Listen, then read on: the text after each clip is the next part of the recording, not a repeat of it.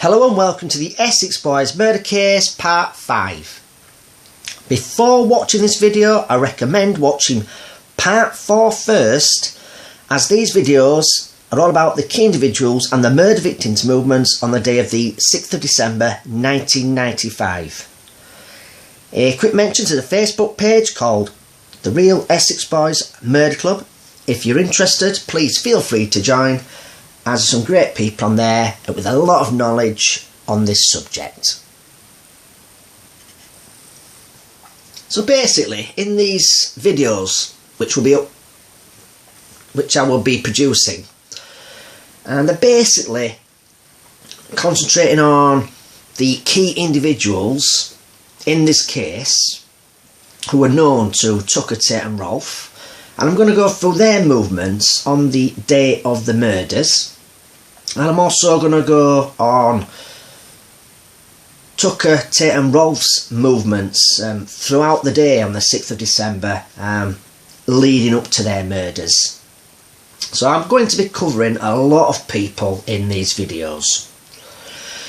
So in the last video we had Tony Tucker, Pat Tate, Craig Rolfe and Peter Cuthbert parked up at around midday at a petrol station near the Eastern Garage Car Sales, which is this place here. And basically it's just about, half a mile from this garage. Now, Peter Cuthbert has passed the HP book over to Tony Tucker, and they are all now sat in the Shogun owned by Peter Cuthbert. So now I'm going to move on to the next key individual, Sarah Saunders. Now, according to the phone logs, we see here she uses her landline to phone Mick Steele's landline at 11:50 AM, which is this one here.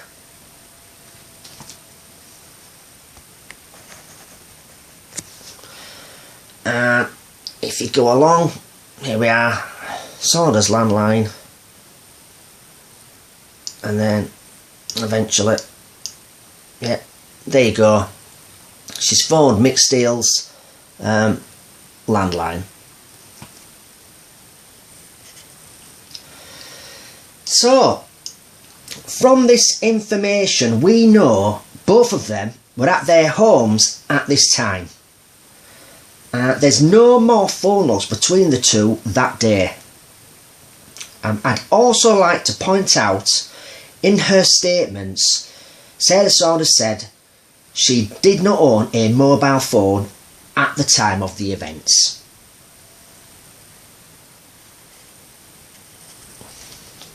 So this is a map of the Basildon area, and to the top left here is Great Gregory. And over here to the right with the grey marker is Kingswood.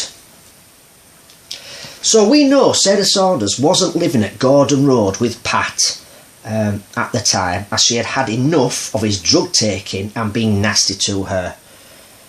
She also said in her statement Pat was not physically violent to her, but Pat wanted her out of Gordon Road and she had to move into a hostel. Now, she said she never actually stopped there, but she would leave her stuff there and stop at a friend's house with her son. Now, she eventually, like I say, got a place which was Great Gregory, which I'll show you in a moment.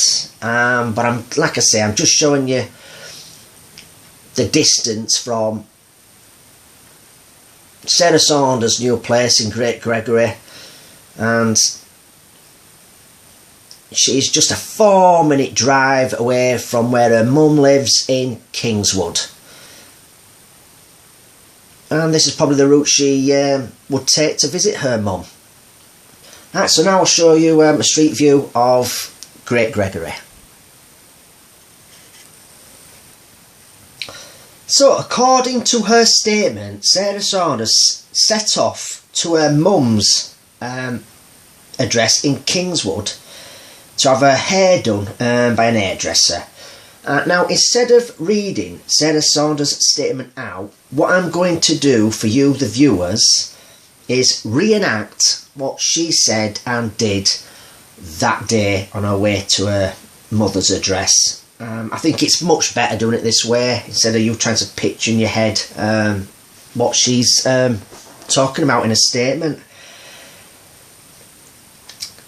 Now, she sets off from Great Gregory with her son in the back of the vehicle. And, like I say, it's supposed to be a relatively small journey. I think it was, 4 miles, I think we said, on the screenshot of the maps. But this journey would take longer that day. Now, let's not forget, it was snowing heavily that day. The road conditions would have been bad, and she would have driven extra careful, knowing her son was in the back of the car. So, like I say, she set off on a 4-mile journey, and she's going along this route in her car. Now, somewhere along this journey, in her Volkswagen Golf, it breaks down.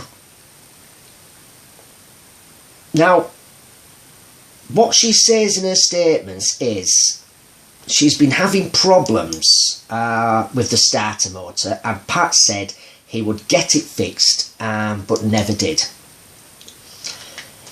As I said earlier, she didn't have a mobile phone, so she couldn't ring him. But eventually, a couple of kids turn up and give her a push start, and the vehicle got going, and she gave them a couple of pounds for helping her.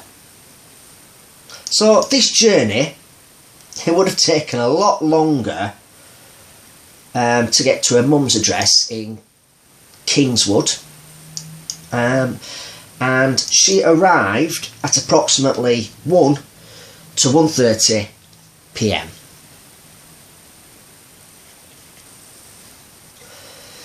So the next key individual we're going to look at is Steve Nipper Ellis. Now, we know he was good friends with Pat Tate whilst they were in prison, and when Pat got out of prison, Nipper Ellis let him stay at his flat, as there wasn't enough room at Sarah Saunders' place, which was prior to her living at Gordon Road. So Nipper Ellis is out and about with the Essex Boys, going to pubs and clubs, and it all seemed to go sour. Now, Nipper had set up a deal for the Essex Boys through Malcolm Walsh, who was a good friend of his.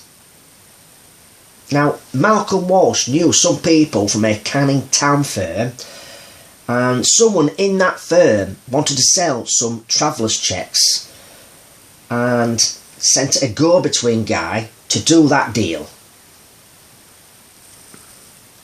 So this is the supermarket car park in Canning Town where the meeting would take place, and Nipper Ellis was there, Malcolm Walsh was there, Pat Tate, Craig Rolfe was there, Tony Tucker was there, and Carlton Leach.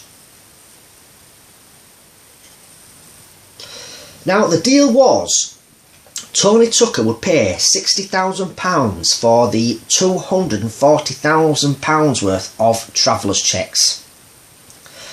It never happened. Tony Tucker and Carlton Leach beat up the go-between guy and took the travellers' cheques off him. He eventually struggled and got away and shouted out to them, "You haven't heard the last of this."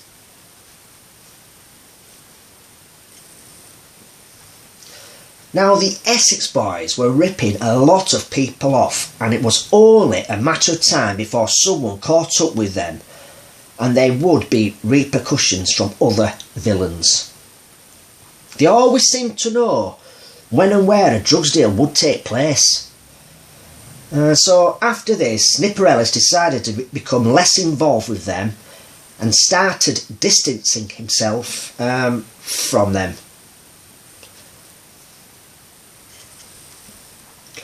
Now, Nipper Ellis got the impression Tony Tucker was jealous of Nipper's and Pat Tate's relationship, and he's come out on documentaries and said that basically was jealous of their relationship and basically wanted Pat Tate for himself.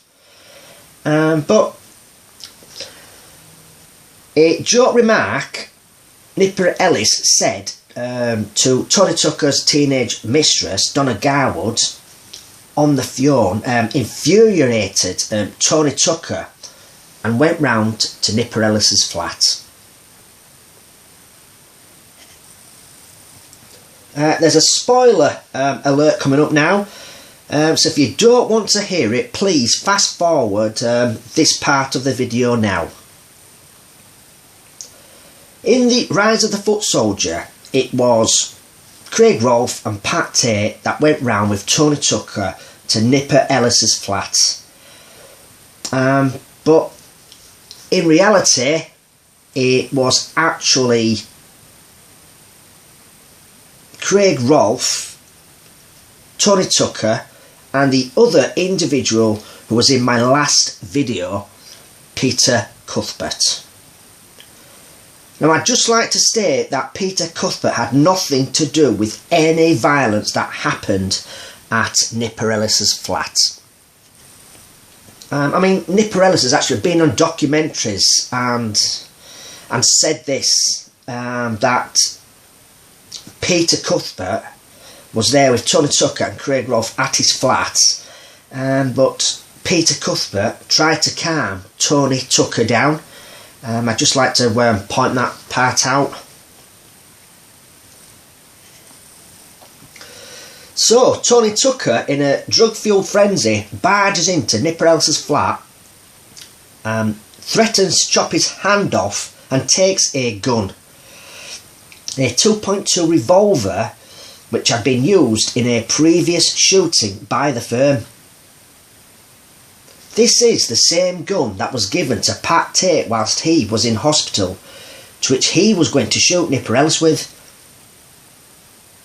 Now, we know Nipper Ellis shot Pat Tate, but he had a lot of hatred for Tony Tucker. He says this in his police interviews and in a book. They were threatening to chop his sister's fingers off, which infuriated Nipper Ellis. In his own words, he says, "I knew some boys from South London and told them what was happening. I told them I don't need their help, I just need a gun." Then he goes on to say, they phoned Tony Tucker and told him that if he's got a problem with Nipper Ellis, he sorts it out with him and not his family. And then Nipper goes on to say, that's South London boys telling them shits what to do, and they listened to them because they knew they were gonna get it done. So a compromise between the firm Nipper Ellis ran and Tony Tucker was that Tony Tucker would leave Nipper Ellis's family alone if Nipper got himself out of Basildon and never came back again. And Nipper agreed to this, and he had moved to Swanage in Dorset.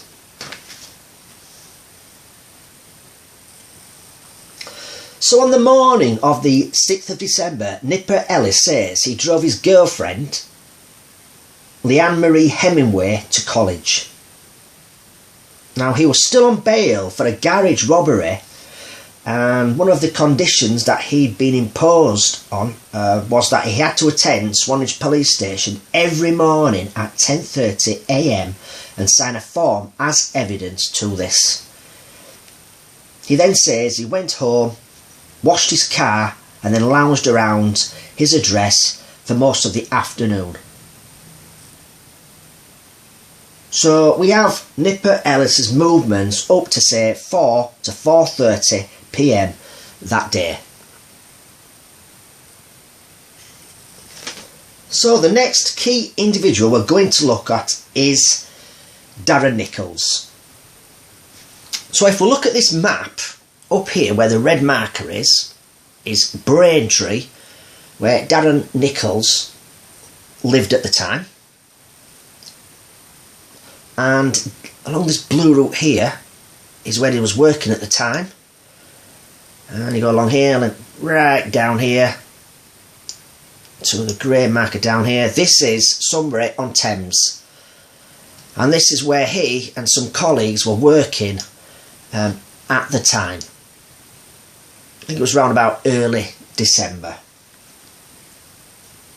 Now, there is a statement from Colin Bridge, who was a work colleague of Darren Nichols at the time. And he says, "I went to work with Darren Nichols in early December 1995 at Sunbury-on-Thames. We were working at an office block which was being refurbished. I helped Darren Nichols with his work, which was electrical and plumbing type work." He then goes on to say, "On this occasion we all travelled together to Sunbury-on-Thames.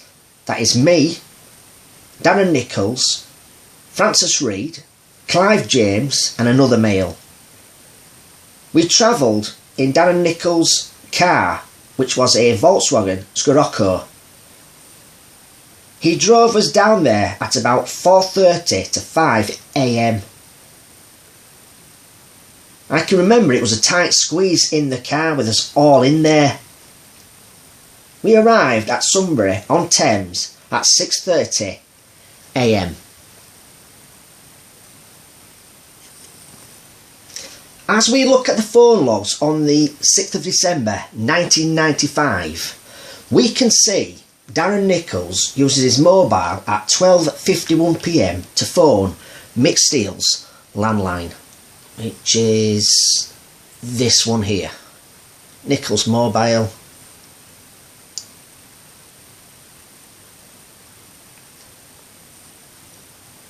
Mick Steele's landline.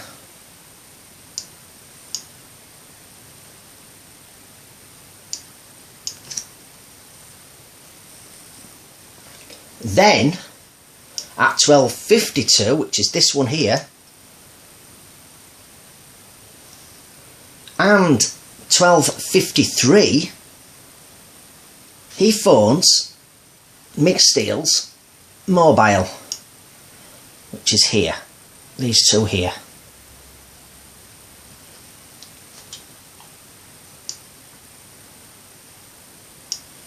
Then, at 2 p.m. down here, Mick Steele uses his mobile to phone Darren Nichols' mobile here.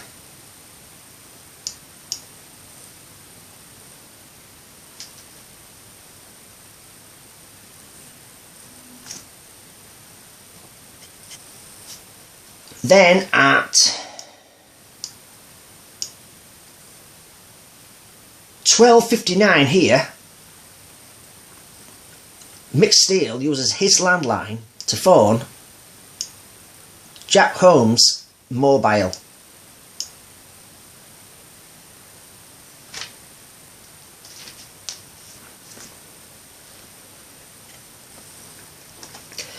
In one of many Darren Nichols statements, he said Mick Steele phoned him that day asking to meet at Ron Parkinson's Motorcycles in Marks T at 5 p.m. I mean, looking at them phone logs, it looked like Darren Nichols was trying to get hold of Mick Steele. So if Darren Nichols is telling the truth, the 2 p.m. call he received from Mick Steele's mobile must be the one that he's talking about. Now, these phone logs,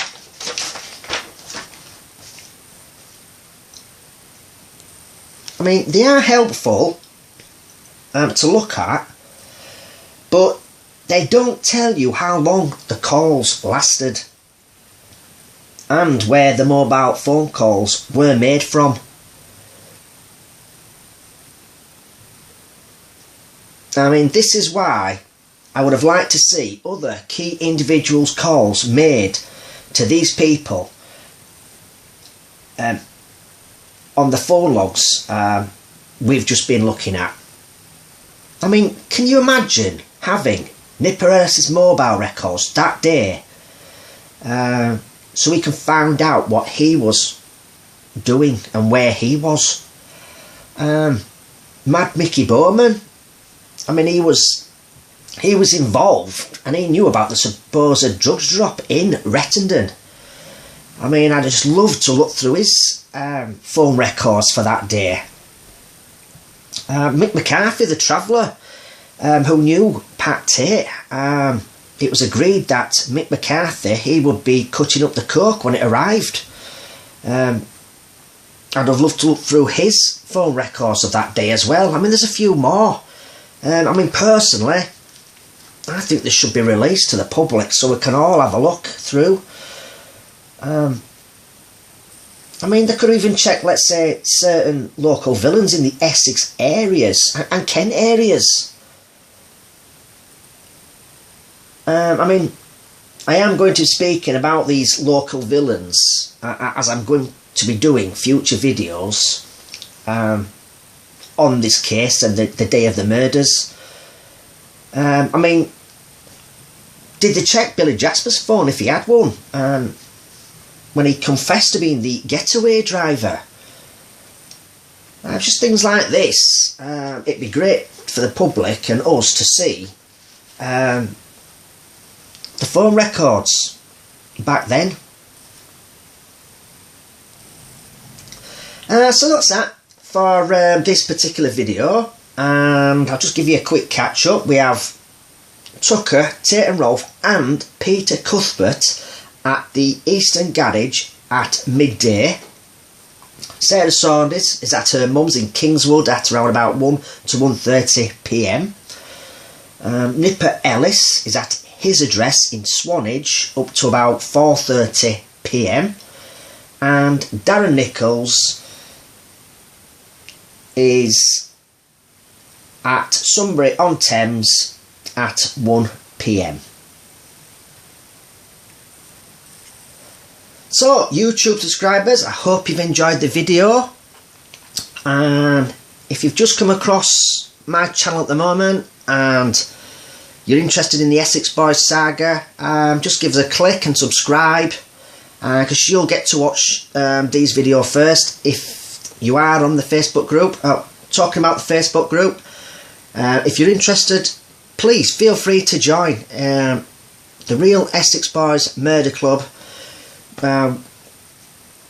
We have posts going on there on a daily basis, and there's some good people on there who have a lot of knowledge on this subject. So if you're interested, join the Facebook group. So okay, until next time, take care.